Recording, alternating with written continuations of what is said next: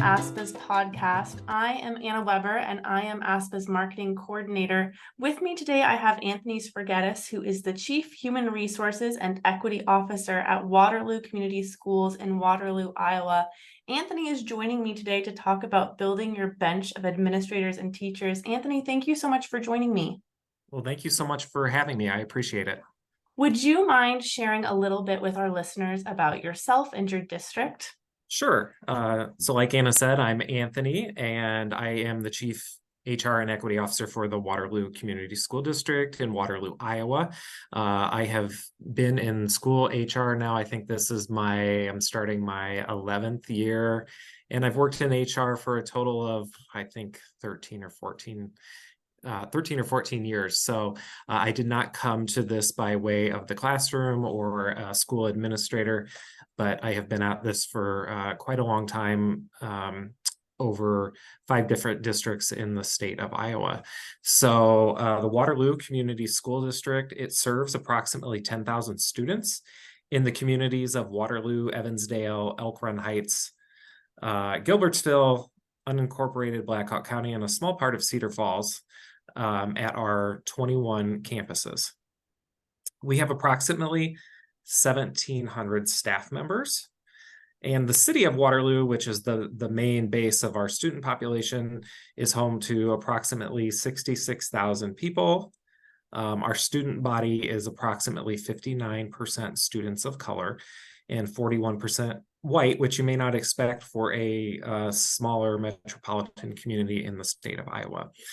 So that's a little bit about our school district. So I love the phrase building your bench. I think that is such a great way to talk about teachers and administrators. Would you mind sharing just a little bit about what that means? Yes, absolutely. So I'm going to go back in history about 10 to 15 years ago, long before I was ever here. My predecessor's predecessor, she had created a program, and I believe it was called Minorities in Teaching. And so the great thing about that program is it gave opportunities to people who might not have had them before to go back and get a teaching degree, or people who might not have ever thought about becoming a teacher. A lot of those people who graduated from that program are still teaching here, and a few actually went into administration. So fast forward to 2018, my predecessor created a program called Teach Waterloo, which is meant for current paraeducators of color to earn their teaching degree while working for the district.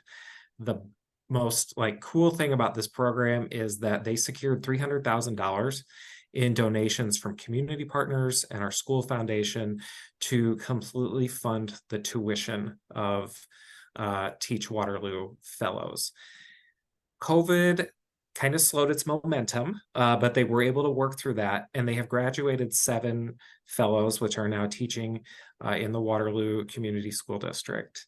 And we have 7 more fellows in progress, some of which will graduate in this upcoming May, and some will graduate in May of 2025. So these fellows will either teach elementary ed, special ed, or ELL. And when we talk about building our bench, that is one way that we were doing it. So we are continuing that program under my leadership and my superintendent's leadership, and doing everything we can to enhance it. Obviously important because there is a teacher shortage around the country, and we are experiencing it in our district as well. We started the year down about 30 teaching positions, and about 2/3 of those were special ed. So we know that we have to get creative in order to fill those gaps. This is also really important because we are slowly making our staff look a little bit more like our students and community. And we are also giving opportunities to people who either cost was a barrier to go back to school, or possibly, again, they might not have seen teaching in themselves as something they could do or wanted to do.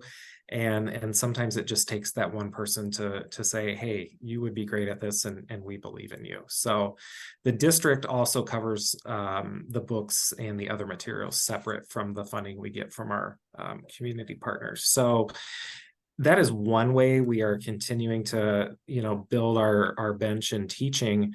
We now are trying to work on a phase of this that would be a teacher pathway for our current students in the Waterloo Community School District. So we have a program. It was also started in 2018. It has not gotten the traction that we thought it was. So we're kind of looking to retool that and up those numbers so that we can basically start creating our own workforce from our own students. And I know there's a lot of districts around the country that are doing this really well. So, I might be looking to those as a model for something we can do here. One of the things we did this year, which kind of when I talk about building our bench, that's where the phrase kind of came from. So we took some of our Teach Waterloo funding and we decided to divert it to a similar program, but this program is for aspiring administrators of color. So my superintendent and I had a realization last year, it was both of our first year here last year, that we might have several administrators retiring over the next 5 years, some of which will likely be administrators of color. And we didn't have anyone identified that could step up and fill those administrative roles. And so we thought about, how can we build our bench? How can we create opportunities for people of color and for people who might be aspiring to be administrators? So we did that last year. We put out kind of an application process for that, and we had funding to pay for 6 fellows. We did secure 6, and they are now taking courses through a local university to earn their admin degree, and with the goal, of course, of taking some sort of leadership or administrative position after graduation. So that is probably the main part of where I say build your bench. And I say that because in the state of Iowa, most of the communities, if not 95% of them, 98% of them do not look like Waterloo. We are a very uniquely diverse community with unique things to celebrate and also unique challenges.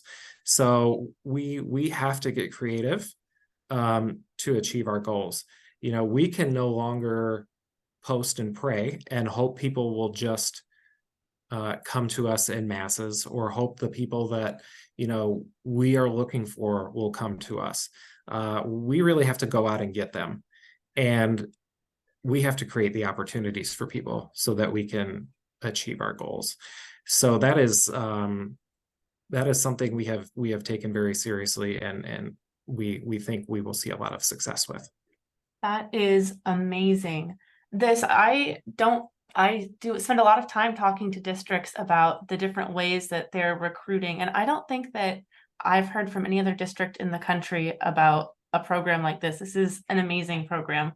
When you are sourcing fellows for the Teach Waterloo program, are you looking inside your district? Are you looking outside your district? Is there an application process? Can you just tell me a little bit about how that works? Yes, we have only looked within our district, although we have talked about how could this be used as a potential recruiting tool, but we also want to make sure people have shown some sort of commitment or dedication to our district before we spend, $14,000 to $16,000 a year on tuition for them. So when I came in, the one thing that was missing was some standard criteria that people would have to meet beyond what was required from the university in terms of 2 years of college coursework already, their transcripts, the application process, all of that. We didn't really have any internal requirements. So we set up something, and I still think it's pretty simple, that you had to have been employed for 3 years, that you have to have an evaluation, your most recent evaluation, in good standing, and that you would go through some sort of process that your administrator would recommend you for this program. So, because we want to make sure that the people we are investing in are the right fit to be teachers or administrators in our district.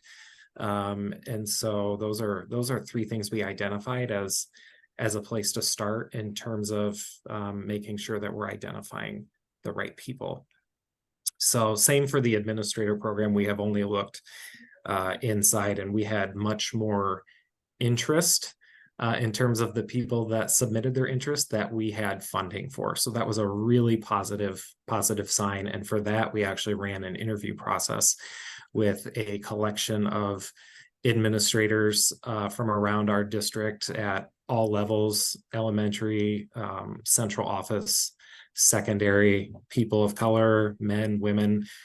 We really tried to bring together a diverse panel to help select those. And the interview process, it was even better than I had even thought it could be. I think we selected 6 really outstanding individuals to potentially become administrators in our district in the future.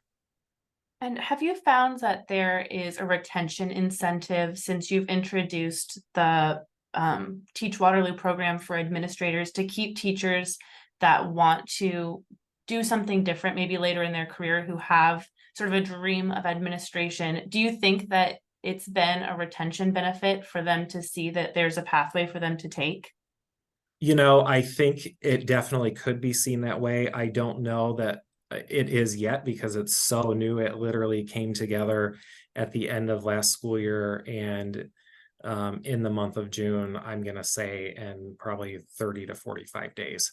And so, but as word gets out, as we continue to promote the people that we have in the program, I do think people will see like, hey, there is this opportunity. Waterloo Schools is willing to create opportunities for me to potentially grow within the district. So yes, I think it will be. I'm not sure if it is just quite yet in this first year. Absolutely. You spoke a little bit about doing a grow your own program. And I know that we have so many districts across the country who have amazing grow your own programs. Do you see a way for you to join the Teach Waterloo program with sort of the reinvigoration of your grow your own program? I haven't really thought about that yet. I feel like I'm still taking the time I need to learn about our grow your own program. It is something that I really just started to dive into at the very beginning of this school year.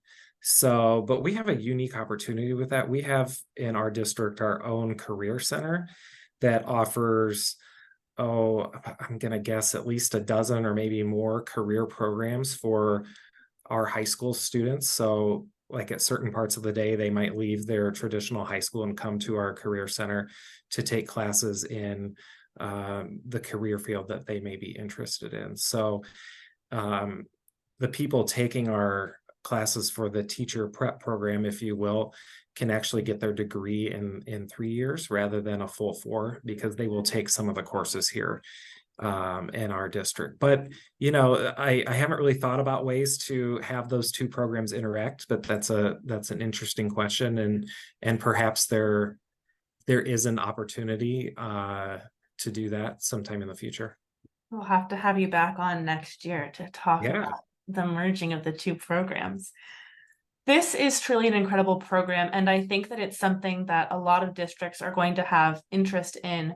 Would you share a few tips for any districts that were interested in starting a program, or any road bumps that you sort of worked through in the implementation that you've worked around?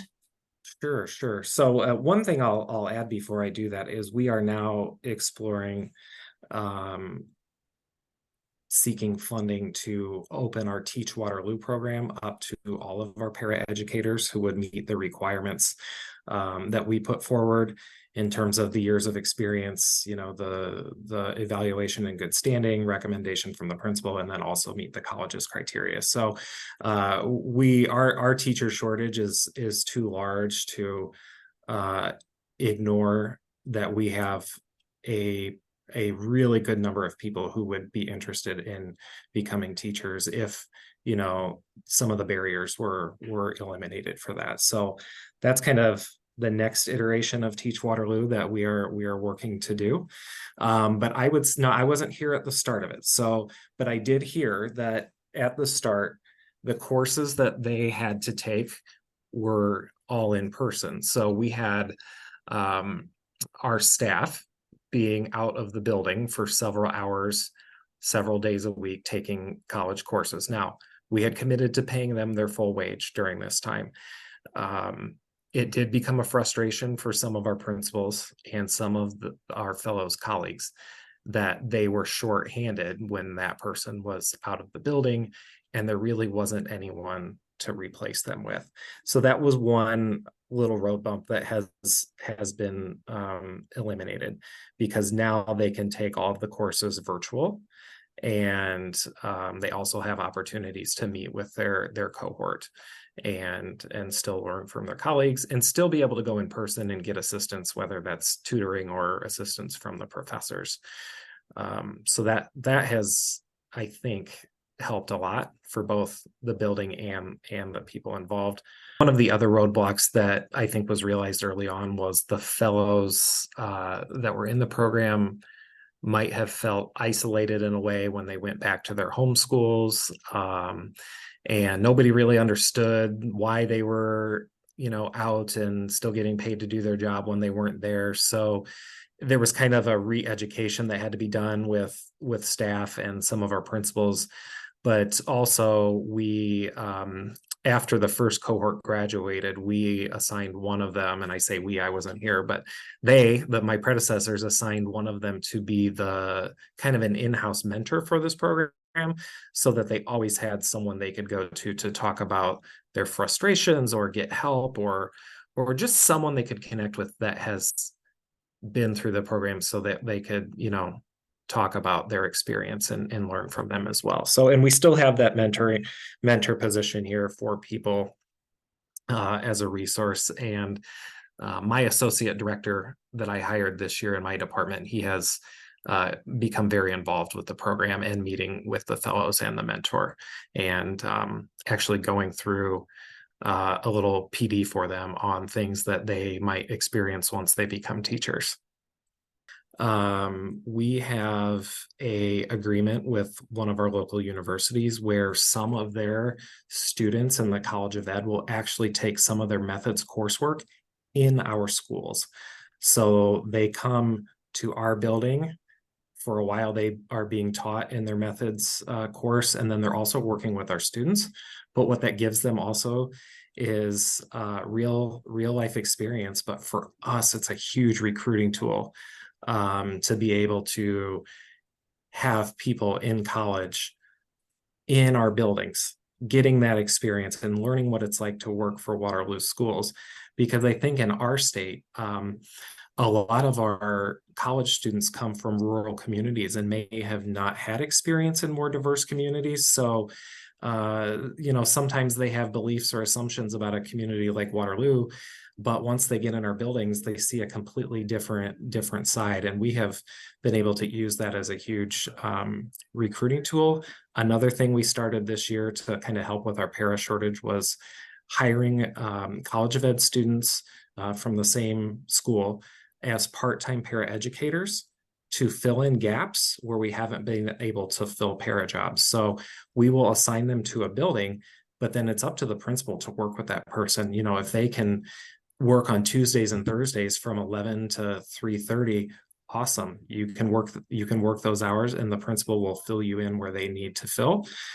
Also giving people real life experiences with their students, but also getting them into other buildings so that they can see and learn about our district from the inside, and that hopefully they want to come back and work here after they graduate. That is amazing. And I think that is probably an invaluable tool. You could set up like a mentor program for your grow your own students with the college. I think that would be really cool with the college students that are in your district. Absolutely. Anthony, thank you so much for joining me today. Would you mind sharing with our listeners where they can reach you? Yes, they can reach me probably easiest at my email address. It's spurgetis@waterlooschools.org. And I know that might be hard for people to spell, but if you if you Okay, Google my name or look at our district website, you'll find it there, or you can contact ASPA and ask them to get you into contact. absolutely. I'll put it in your last name will be in the title of the podcast. Okay, great. Hopefully I Great. spell it right, because otherwise people won't be able to find you. Yeah. Anthony, thank you again so much for joining me today. It has been a delight to speak with you. Thank you so much. I appreciate it.